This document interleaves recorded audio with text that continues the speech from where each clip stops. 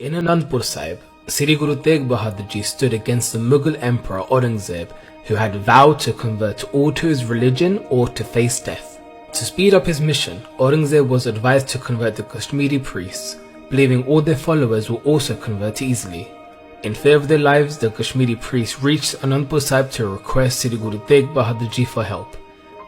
When Gobind Ji, aged 9, asked their father what could be done, Guruji replied that the only way the priests could be saved is if a spiritual being sacrifices their own life to save theirs.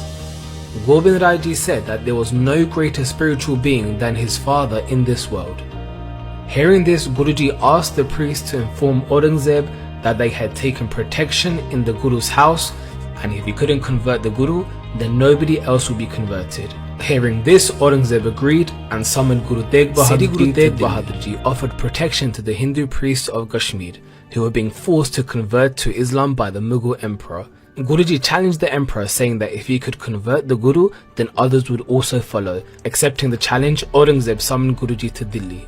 On the way to Delhi, Guruji visited many villages, giving blessings to the locals. When Aurangzeb was unable to locate Guruji, soldiers were dispatched across the country. Despite their efforts, they always found that Guruji had just left the village the soldiers arrived in. Eventually, in Agra, Guruji chose to meet the soldiers. Guruji gave an expensive jewel to a poor local villager to purchase sweets with. This caused suspicion to the shopkeeper, so the authorities were called. He said a saint had given him this jewel. He took the authorities to meet the saint, only to find out it was Guru Tegh Bahadur Ji. Recognizing the Guru's power, Aurangzeb then sent an army of 12,000 soldiers to escort Guruji to Delhi. Aurangzeb wanted to convert Guru Tegh Bahadur Ji, knowing that everyone else will follow.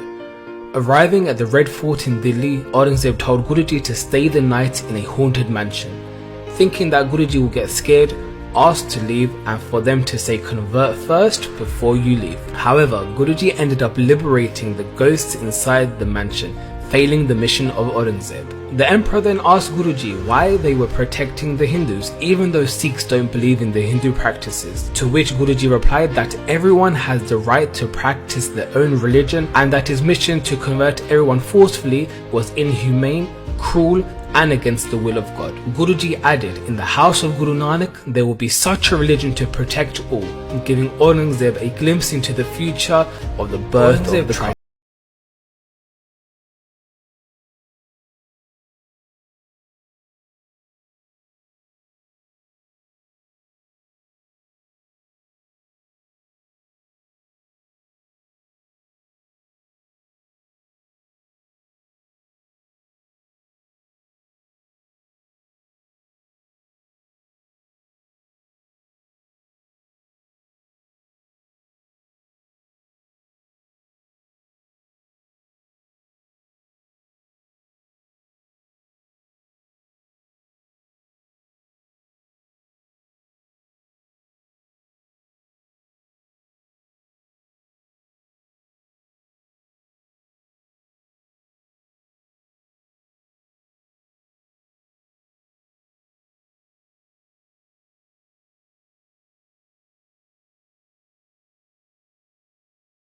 Three of their beloved Sikhs become Shaheed. Aurangzeb gave Guruji 3 options: to convert to Islam, to show a miracle, or to face death.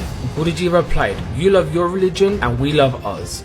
The men of God do not show off their powers and I have no fear of death. I accept the last option. Aurangzeb wanted to know the meaning of Tegh Bahadur, which means brave sword. Guruji said, if you want to see the true meaning of my name, then get your sharpest Tegh and your most powerful warrior.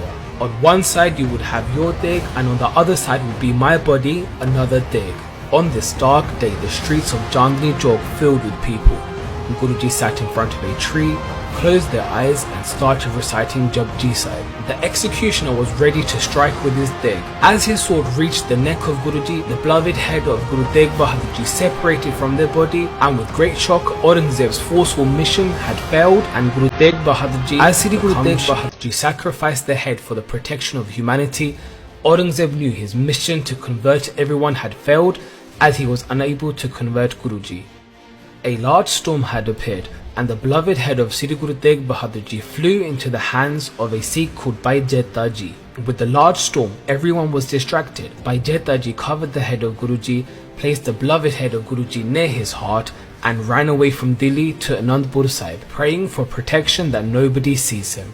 Sri Guru Gobind Singh Ji and many Sikhs travelled to Kirtpur Sahib to receive the beloved head of their father. Placed on a throne with a Jor Sahib and flowers, the Sikhs travelled towards Anandpur Sahib, where Guru Gobind Singh Ji, aged 9, carried out the cremation of the blessed head of Guru Tegh Bahadur Ji. Bhai Jetaji was given countless blessings by Guru Gobind Singh Ji for this important seva, and he was given the title of Guruji's own son. During the Shahidi of Sri Guru Tegh Bahadur Ji, Bhai Jetaji was given the responsibility of taking Guruji's beloved head to Anandpur Sahib, whilst Bhai Lakhi Shah Vanjara, a wealthy trader of Delhi, was given the responsibility of taking the beloved body of Guruji from Chandni Chowk.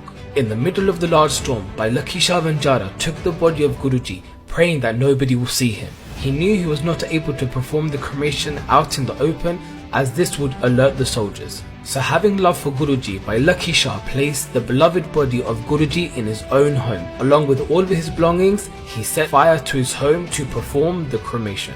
With folded hands, Bhai Lakhi Shah Vanjara asked for forgiveness for any mistakes he may have made doing this seva.